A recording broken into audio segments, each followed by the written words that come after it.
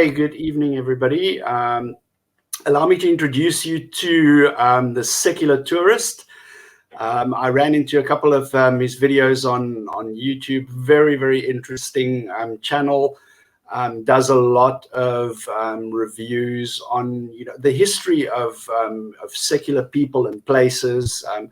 Yeah, welcome to our group, and we would love to meet you and hear everything about the work and your channel that you do. So welcome. Oh, thanks for having me on here, Dean. And as you said, I'm really concerned with the history of secularism because, as I explained in conversation, there's this idea that atheism and secularism is this just new age phenomenon, but actually, we've always been around. We've always been, people's friends, neighbors, and family. And even though, for most of our existence, most of human history, we've had to live in the shadows, that doesn't mean that we weren't there. And that's really what I'm doing with this project that I started called In the Footsteps of Free Thinkers.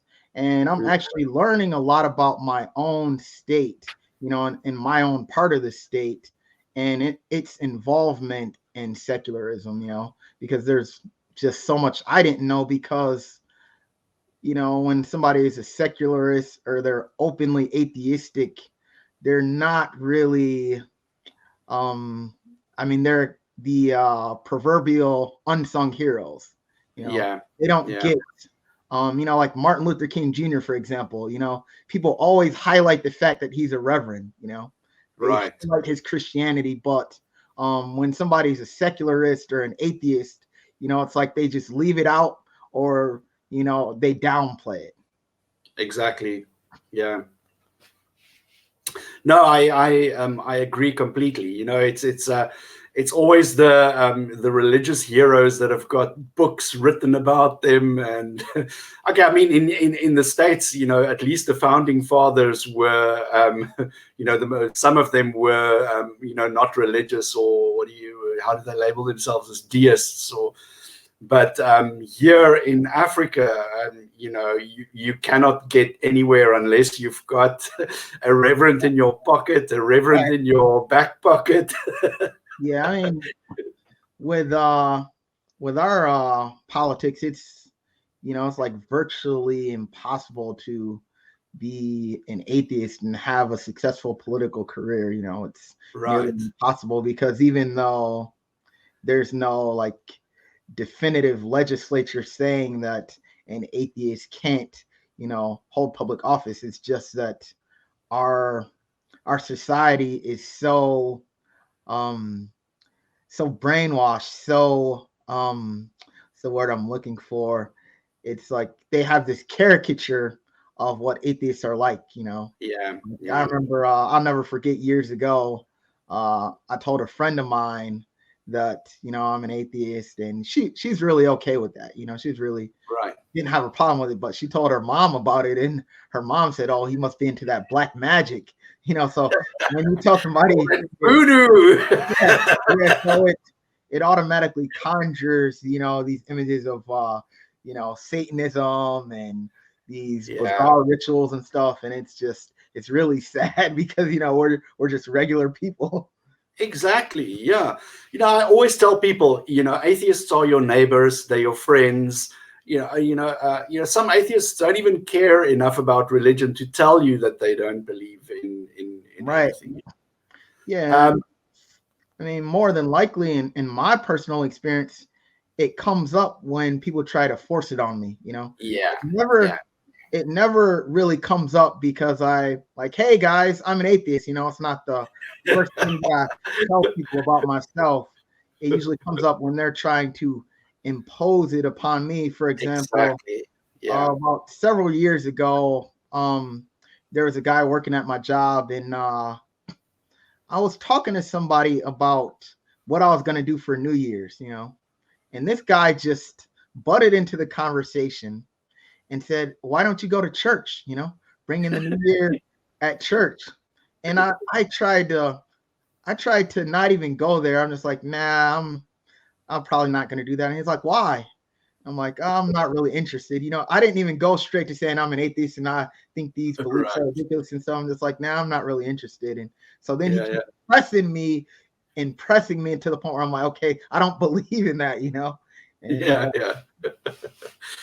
No, it always strikes me, I always tell people, that my atheism is a response. It's a response to the imposition of religion. It's not, you don't see me on the street corners with a sign, waving a bell, shouting that, God isn't real or whatever. It's a response when people approach you with religion to say, like, not that. No. And, especially here, people are shocked by atheism. It is really anomalous. Lately, in the last decade or so, people have started speaking up about it, and you see a lot of atheist voices, within the context of, social media, especially, and we've even had a chapter of the Satanic Church open up here in Cape Town, and you had all these old white ladies clutching their pearls and reaching for their Bibles. Like I said, it's very anomalous for people, especially Africans, to encounter people who are not religious. It's so ingrained. And I always ask, African people especially, what has, where did it go wrong for you in a cultural context? Because this is not. We have such a rich diversity of traditional beliefs and traditional cultural expressions of spirituality, and of people being connected to nature and being connected to the elements and that, and a couple of 100 years ago, Christianity just came in here and bulldozed Jesus all over everybody. It's actually very sad to see that loss of history, and I think this will tie into your focus, especially, on the history, because I feel personally that it's a part of our history that Christianity has tried to erase, especially a couple of decades, maybe a century or so ago. There was a very big movement here to try and eradicate, what they called superstitious beliefs, and that kind of thing, and to impose Christianity on people. And like any kind of social dynamic, wherever there's an opportunity, you'll have the con men and you'll have the charlatans move in, and we have pastors raising people from the dead, and getting the flock to go and eat the grass like sheep. It is insane. It really is insane, the stranglehold that it has on people down here. Yeah, so in America, Black Americans they're more full throttle. They're more passionate about Christianity on average than white Americans, like as we talked about earlier, most with the atheist demographic, it's usually middle-aged to senior white men. The Black atheist community is very small in comparison. So is it similar in South Africa where Blacks are more passionate and more deeply invested in Christianity than their white counterparts? I would say to a certain yes. My personal experience, more fervorous. They take more feverishly to it. For white Christians here are generally like they're Christians on Sunday. Yeah. They're Christians on Sunday, and then the rest of the week it's doing lines off a stripper's tits, but then on Sundays they're all prim and proper in church. It's I don't know, it's kind of the same with a lot of Black Americans. They're Christians on Sunday, their white counterparts. But it's like, even though they're not, super Christian 24/7, they will get defensive at any moment. Like, whereas, like a white American, I could make a joke or something about Jesus and they wouldn't really care. It's like they don't have this almost familial attachment. Right. It's like, they're more concerned with their own personal salvation. They don't care about you believing it so much. With Black Americans, if once they find out that you don't believe, it's like they're like, what? It's not like they either pity you or they don't want anything to do with you. Yeah. This brings up two things, for me. The first is that religions, plural, and especially Christianity, spreads like a virus. It infects a host, and then it goes and infects more people, and that's its only reason for existing, is to spread. Because if you would have a vaccine or a cure for a virus, that would stop the virus dead in its tracks. And the second thing has completely slipped my mind now. Man, the older I get, the more that happens to me. I'm telling you, my mind is like a sieve at this stage. Yeah, like it's like I'll have this thought and it's like somebody just snatched it right out of my head. Exactly. No, but I mean, I'm very passionate about community building, especially here in Cape Town. Like we found that as soon as we put a group of like-minded people together, there's a principle in our African culture called Ubuntu, which means that I am because we are as a community. So there's an emphasis on community. And granted, it's not a European thing, but we have appropriated it to a certain extent. Actually, the first real job that I worked when I was about 20 years old, one of the co-owners of the company, he had gone to Africa, and so he would always talk about Ubuntu. So yeah, I've heard it before. Yeah, I mean, it literally translates to I am. I mean, if you had to paraphrase it into English, it literally translates to I am because we are. So and when you put a collective of people together who have a shared purpose, like we as atheists are, they say like getting atheists together is like herding cats. Like they never, everyone does their own thing. But there is a shared purpose that we have found in just creating that space and trying, when Corona finally lets up, we are going to try and get back to having our regular meetings. And there's great solidarity to be found in community. And I think especially in, isolated communities, you have communities within the community, like we're trying to reach out just to diversify the membership of our group of people. And I don't know what it's like where you are. Well, where I live, I joined a secular, I guess you say secular organization back in 2017. It used to be called Sunday Assembly. Right. They actually have branches around the country. I think like they have one in LA and New York and places like that. But they recently renamed it to the Secular Fellowship of Kalamazoo, and we actually met up. I think I want to say back in August, towards the end of August, we met up and had dinner together and everything. And we used to volunteer together at the food bank, which is only a few minutes from our house. Right. And we'd volunteer for like 2 or 3 hours, just like packaging lunches for kids and stuff like that. Right. And then after that, we would, just go have lunch together and talk about different issues. And it's nice just to be in the company of people who don't judge you based on religion. Exactly. It's like I said, there's great solidarity in a shared purpose.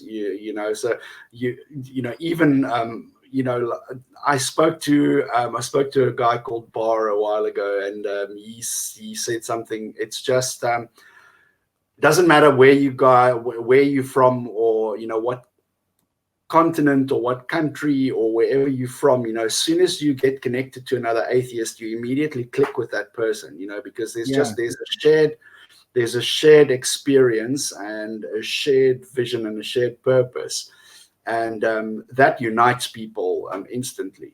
So Yeah, and then you don't know when you're gonna meet somebody like that again. So it's like you want to exactly, you yeah. definitely want to No, capitalize on the opportunity. exactly. You form the connections and friendships with people, and it could be years down the line, you still have that connection with a person when you speak to them again. Right. Sorry, Yeah. my cat is running around like a mad bat out of hell here behind me. Yeah. There was back in 2016 when I went to the Reason rally in Washington D.C. Oh man. All the people I met there, I'm still friends with. Yeah. I mean, now that was the first secular event I went to, and that that was it's like, what a way to start out, because Yeah. that was considered the largest gathering of non-religious people in the country. I think there was at least 10,000 people out there, and I got to meet so many people that I look up to, like Bill Nye, Dan Barker, James Randi, all these people. And it was just amazing, the friendships that I made, and I still held on, because the following year I went to my first American Atheist convention. And so then I got to reconnect with some of the people that I met there. And, we've just maintained these bonds, and, it's great. I mean, it would be nice if I had more of those connections, right here in my own city, but, you take what you can get. Exactly. Yeah. But it's how can you say it? It's a rising tide, and we I think we are still at the stage where we're trying to catch the small waves. The big waves are out out deep in the ocean. They're still coming. So yeah, I mean, what are some of the challenges that you guys face where you live? Is it mainly just that imposition of religion? I know that there is a lot of I don't know, I'm basing my opinion purely on what I see online, so this might be like an isolated case here or there, but there's a lot. I see a lot of videos online of people, going around preaching, protesting, like pro-life rallies, and like they out to get anything that they sense as a threat to their ideas or their doctrine. Is it really as bleak as it's painted in the media, or are these just isolated incidents? How is it God and Jesus 24/7 where you live, or is there at least a ray of sunshine somewhere in the clouds? I mean, where I live, it's not like Alabama or anything like that. Like, what church do you go to is not the first question people ask you. Yeah. So yeah, fortunately, I don't live in that type of overtly Christian environment. But I still have a deep yearning to connect with like-minded individuals and do whatever I can to promote secularism, because even though I'm not living in the Bible Belt, it's still, this imposition of religion is still something that affects us all. And it affects some a lot more negatively than others. For example, there's multiple states in our country where a child can be denied medical care because of their parents' religious beliefs. No. And as a result of that, children die, or sometimes they end up, injured for life. Right. I have a theory. Yeah, I want to run it past you and see if it lands anywhere, right? The further south you go, right, the hotter it gets, right? Right. So I've got this theory that prolonged exposure to heat and sun like bakes religion into people. Do you think there's any scientific validity to this theory, or I don't think so, but I can't say for certain. I kid you. Yeah, I figured you were laughing, but there's a audio book that I recently finished called The Revolutionary Genius of Plants. And the author, Stefano Mancuso, he talked about a psychologist named Paul Rosen, who believes that, people who are obsessed with chili peppers and tasting hot things, he believes that there's a correlation between that and thrill seeking. He believes it's what he calls benign masochism. But, Stefano Mancuso, he said, I'm not convinced because, he's like, I like spicy food, but I don't like roller coasters. But, but he said, he's like, he also may be onto something because a study in 2013 found a significant correlation between thrill seeking and liking spicy food. So he's like, I'm not convinced, but he may be onto something. Yeah, I mean, I love spicy food, but I am as plain as pie. I don't like anything that rattles my cages. I'll be the last person on the roller coaster. Let's put it that way. Yeah, I don't like roller coasters or spicy food, so I guess I'm pretty boring. Yeah. No, I don't want to keep you too much longer. So just in conclusion, maybe we can talk about what you've got in the pipelines, any projects that you've got coming up. I'll put a link to your channel in the description of the video as well, and then we can wrap it up. And it was very nice to meet you.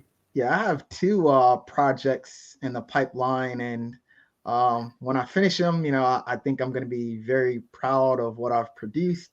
So the one that I'm currently working on is about a small town called Dowagiac, Michigan. It's not too far from here, maybe 45 minutes to an hour. And the reason why I'm doing a video about this town is because its most famous citizen was a free thinker named Philo Beckwith. Now, he was originally from Rochester, New York. I mean, he's actually buried here in my city, but he's most famous in the city of Dowagiac because he was the mayor there, and he was a philanthropist and a great benefactor. So he actually created a theater called the Beckwith Theater, where they put on plays like Shakespeare and things like that. And he had all these busts of people that he looked up to, like Voltaire and Robert G. Ingersoll. And actually, on the opening night of the theater, Robert G. Ingersoll was the guest. So, how cool is that? So, like, cool. Robert G. Ingersoll was like the Christopher Hitchens of his day. So to have to have him there on opening night in the 1800s, that must have been amazing. Yeah, I love history. Like I can spend hours watching documentaries, and it's almost like you put yourself, by experiencing history and reading about different historical events and places, it transports you back into the mindset of those people. And I love looking at things through different lenses. I find it very fascinating. Yeah. So and the other one. Oh, yeah. So the next one is actually going to be about Kalamazoo, Michigan. That's a little closer. It's about 25 minutes from where I live. And as I said earlier, I started to learn things about Southwest Michigan, which is where I live, that I didn't even know before, because as a teenager, I spent a lot of time in Kalamazoo just going to parties because it's a college town. It's a big party town. But, there's also some secular history there too. And they had, I believe, the first Unitarian Universalist church. And you want to say the 1850s. And Robert G. Ingersoll, he was also there. He visited that church. Yeah. And he said that if all churches were like that, I think he said he wouldn't have anything against religion, and he'd probably join it. So it's the church basically based kind of like almost like what I said I go to, the Secular Fellowship of Kalamazoo. It's almost like that, where the fellowship and the bonds are not based on what you believe, but more on community, humanism, things like that. So I'm really excited to do that one too. Nice. Yeah, I mean, it's we're a social species. It's in our DNA to live in communities and to build communities, and I find it so depressing that religion hijacks something that's so built into our biology and our DNA, and just abuses it. I don't know. I wish I could find out where the very, I could take a time machine and go back to where the first person went, oh, it's raining, there must be a man in the sky. And I want to slap that. I just want to slap that face and say, like, no, stop. Yeah. In that regard, religion is definitely a parasite in that regard. Like, just recently, I was going back and forth with two Christians on Facebook, and the comments they made were just ludicrous. Like this one guy, he said that the compassion that you have towards, like your fellow humans, you have Christianity to thank for that. It's like, because the Romans and the Greeks, they didn't have compassion. I know my favorite pastime on Facebook is these, these 6,000 years ago mudman and rib woman in the garden with a talking snake. That kind of Christian is my favorite. I don't know, maybe I'm a narcissist. Maybe I just love arguing. I don't know what it is about me. Maybe there's something wrong with me psychologically. I just love those kind of interactions, because people need to have their ideas looked at, independently, because, I would never have come out of religion unless I've had some people who told me to look critically at certain things, like things that I took for granted because a person in authority told me this when I was a small child, and I grew up with that my entire life, and I never stopped to question these things in a critical light. So whenever I have the opportunity to approach somebody and say, like, are you really sure about this? Like, let's look at this. What's more probable, this or this?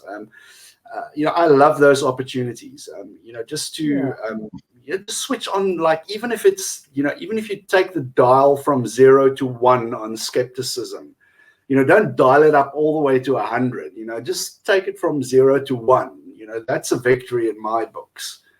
Yeah, I'm much like you, and like I like having these conversations about religion, things like that. And I have a brother who thinks that I like to have these conversations because there's like something missing in my life. Like I'm just seeking these out to fill a void or something, And I actually enjoy it. I'm not mad at anybody. I just actually enjoy it. Yeah, it's stimulating. It's stimulating on an intellectual level. That's what people always say to me, like, why are you so angry at religion? You must be a miserable old hag living in your cottage on the mountain. I find it stimulating. It's extremely stimulating to challenge a belief, especially a deeply held one, and then also to have your own beliefs challenged. It's very stimulating on an intellectual level. Yeah, I mean, you don't want to be in an echo chamber 24/7. Exactly. Some people do, but the ironic thing about people who say, oh yeah, atheists are just angry. If we like to debate, then religious people have done it for thousands of years. Christians Oh. debated each other on different aspects of, the Holy Trinity and Christological Christological concepts, Right. there's a really good book called Jesus Wars, and it goes into some of the conflicts that Christians had over different aspects of Jesus's life. Like, was he 100% human and 100% God, or was he half God and half man, or was he 100% Half and half. or was he 100% God and was his physical being just an illusion? So Christians had these debates, for centuries. I mean, I don't think it's because they were angry at each other. They just really wanted to explore these ideas. Exactly.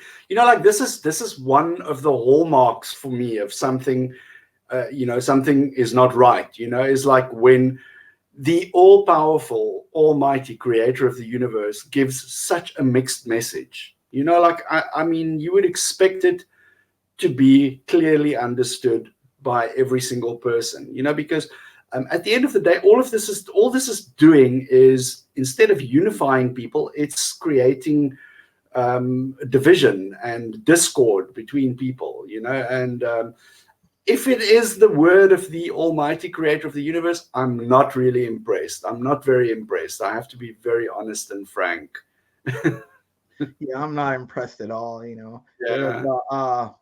There's something I shared today with a young woman that had a shirt saying, man made God in his own image, homophobic, sexist, and violent. Yeah. Exactly. Yeah. So yeah, I mean, I'm definitely not impressed with it, but I still like to discuss it, and I still don't automatically deny somebody the opportunity to prove to me that they're a good person. And I hope they don't do the same thing to me. Exactly. Yeah, but that's because there's a lot of people who confuse atheism with anti-theism, and then they cannot see how humanism can be connected to atheism. It's very seldom that you find someone who is non-religious who is not a humanist. It's actually very seldom that you find somebody on the planet who is not a humanist, because we are all humanists. I wouldn't like to be done in, so I'm expecting that you wouldn't like it either. So I'm not going to be doing you in. It's just part of our makeup.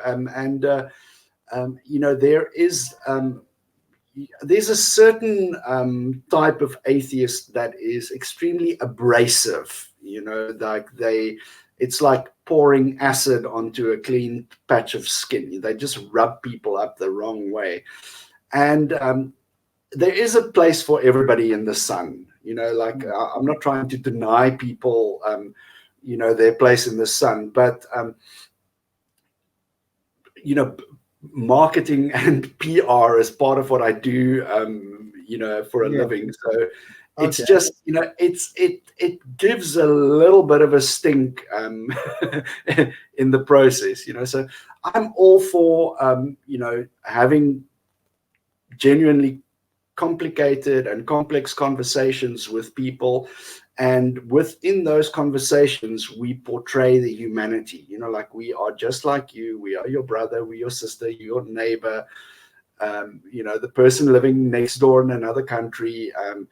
And that, I think, has more impact and more effect than those, like Jesus isn't real, blah, blah, blah. Like some people aren't ready for that.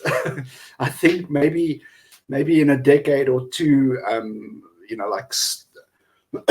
excuse me, these staunch anti-theistic advocates,